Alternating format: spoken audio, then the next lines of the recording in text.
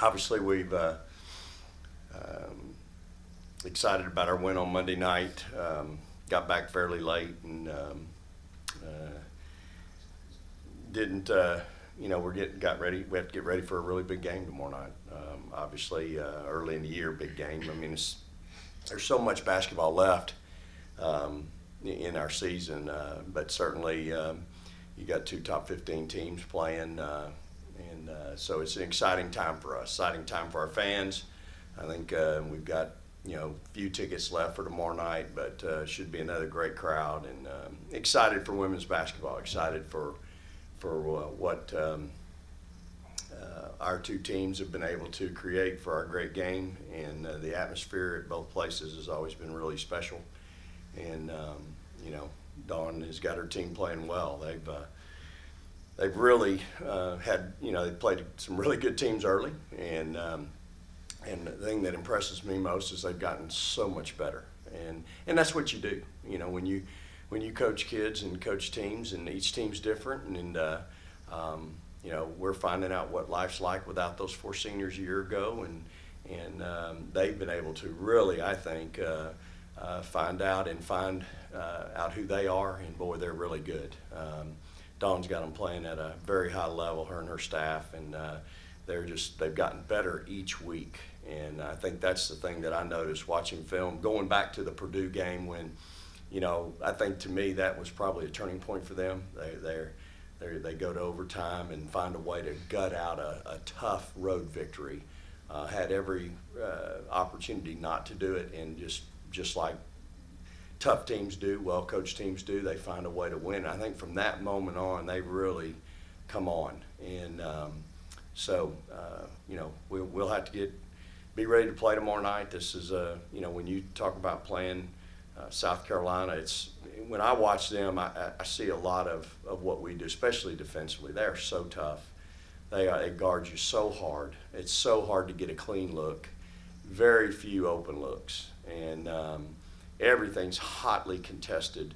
Every rebound is hotly contested, and so for us, I think we've had enough experiences over the years with them. We know what's going to happen, and then we also know what could happen. Some things that have happened in the past that they've done to us that have made very difficult for us to score, and at the same time, they've got some matchups that are really good for them and not good for the opponent. So,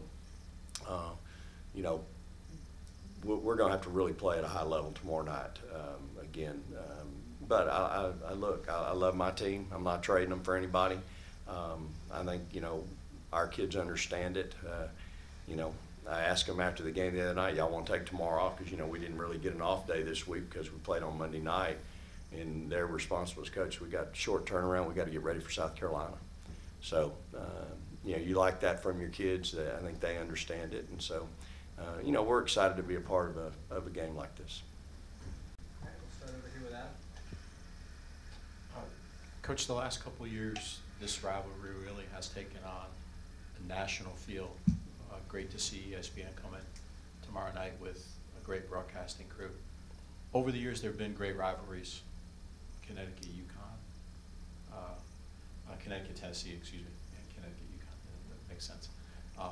But how has this rivalry gotten to the point where it attracts ESPN? It's being talked about nationally, and how do you think it can continue to hold that place?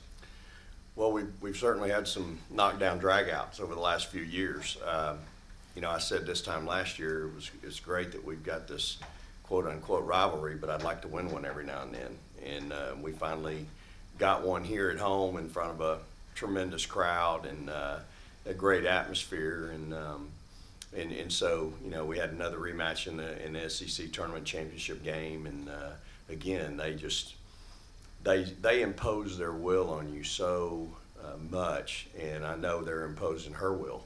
What coach wants them to do, but I think because we've had such tremendous games, we've had some great battles over the years, and I think that it's good to watch. You watch two teams that execute at a very high level, play extremely hard, pride themselves on defense, pride themselves on making tough plays. And so I think you know you know it's been fun for TV to put that out on a national level, and again I think it's great for our game. You know, I'm proud to be a part of it, but you know at the same time, you know I want to keep winning. You know I want to win them. I want to win those games as bad as Dawn Staley wants to win hers. So. You know, hopefully our kids will, you know, will come out and be ready to play. Because here's the thing: if you come out, they're gonna pop you, and it's gonna be 29-11 like they did with LSU down there, and you better be ready. And that's the thing that I'll impart to my team. Jazz, you got a chance to come in late in last year's game and really make an impact down the stretch, and I thought it was a big part of why y'all were able to come out on top, both defensively and offensively. What did you take away from that game? What do you remember from that night, and how important do you feel like that was to, I guess, y'all's run to SEC championship? I thought like our defense was very important because we knew what they wanted to do offensively. Just getting stops. I don't know. I just feel like defense was a big part of what we needed to do, and I feel like that's what we need to do tomorrow too to accomplish our goal, which is to get the W. So I think defense is a big step for us right now. Chloe, you were introduced to the rivalry last year. Just what do you remember about the atmosphere and the environment that the home provided when y'all won last year? Yeah, I think we were sold out last year. It was a crazy game. The atmosphere was like, you know, nothing I've ever experienced. So I'm hoping it's the same again this year. Yeah, our fans are great, but yeah, as Jazz said, we want that win, and I think we're going to try to do everything we can. And the more fans we have there, you know, we said before how that fuels us. So looking forward to it. Chloe both these kids were big off the bench. Jazz came in, like you said, in the second half, had some big steals, some layups, an and one. Chloe came in, and we had to play the big lineup. We were really struggling with Victoria at 4, and so we went to the big lineup, and I think Chloe played, I know she played over 25, played a lot of minutes. I could go back in my notes here if I could find it. It's somewhere in here. But in any case, you know, she played big minutes for us, allowed us to play a bigger lineup than we normally played all year. And we had to do it. It was just the matchup that we had last year. And so, you know, both these kids they've been in that moment. They know what it's all about. Chloe, have you had a chance to speak with anybody from your family back in Australia about tomorrow night's game? Because I ask in that it's on ESPN. It's a marquee matchup. I'm sure they're going to bring out all their you know, graphics and everything. Top 15 matchup in that it's a marquee game in Division I women's college basketball, and that you're a sophomore as a part of it. Just the whole magnitude of it. Have you talked with anybody about that? I mean, I talk to my family a lot. Always, you know, basketball's always involved, but they watch every game because most of them on ESPN. I mean, not ESPN, SEC. But yeah, they find a way to watch nearly every game or listen to every game. So I know this one's more important, but well, as important as all the other games. So they're still going to be there cheering for us. So yeah.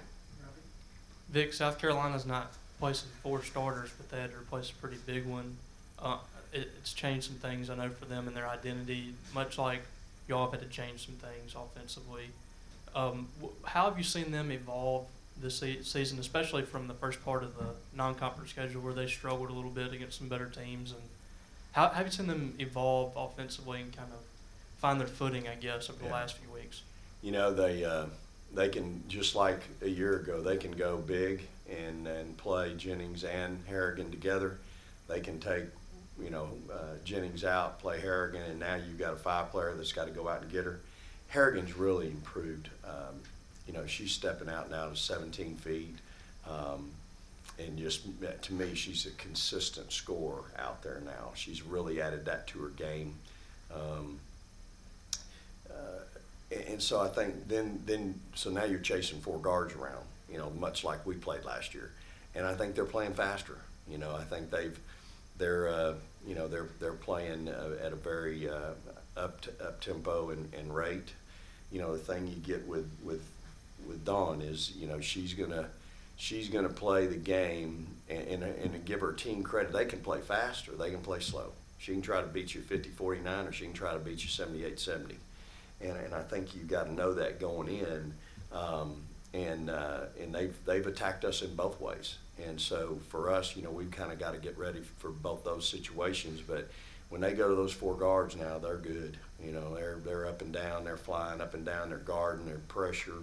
You know, again, it's a team that it looks a lot like, you know, ours in that they really try to impose their will defensively, and just a really impressive, you know, team. I mean, I think they just can do it a number of ways. She's multiple in her defenses now, and so it's a you know, it's a game where our kids are going to have to be, you know, Jazz is going to have to be able to recognize what they're in and what they're trying to do to us defensively, and then offensively we've got to execute some things to get where we want to get to. Stay on the left. You were really excited about Breamber's motor when you signed her a couple of years ago. She's giving you a lot of minutes off the bench and giving you some good minutes. Just talk about the energies that she's bringing for you off the bench this year. Yeah, I think for Bree, it's just that consistency piece. There's nights when she's really, really provided a spark for us.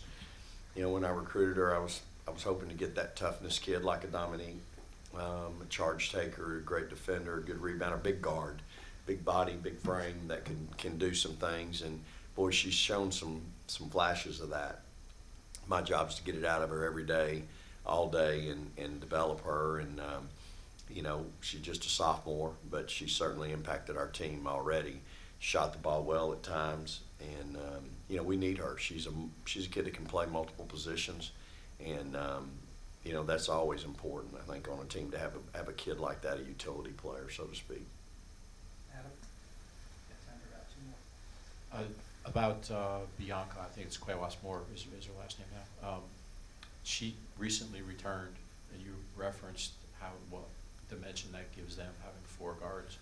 How have you noticed them change, if at all, since that she's gotten back into the rotation and playing more minutes? You know, she's coming off an injury, and the thing I've noticed is she's back to being explosive and quick. I mean, you know, she was pretty quick. She was really quick and really fast before the injury, and I think it's, you know, as she's recovered and rehabbed, she's back, and boy, she's really impressive to me on film. She's that defensive kid that can really create some pressure for you and problems for you if you're not careful, and can get outrun, can make threes, and get to the rim, sees the floor extremely well. So, you know, she's a really, really good player, and can play, you know, multiple positions for them, can be a combo guard for them. So, to me, a veteran, I mean, a fifth-year senior, I mean, that's a lot of experience, and been in a lot of big games for them. So I think, again, that adds a dimension to their team that only enhances them, you know. Finish up with Dan. Coach Adam brought the word rivalry. Some rivalries develop over a long period of time. Obviously, Ole Miss is a rivalry for this school, but do you consider this a rivalry game because it's developed over the last few years? Yeah, you know, I think it's you know, I don't know that. I think there's a lot of respect between not only both teams, both programs, but between our fan bases.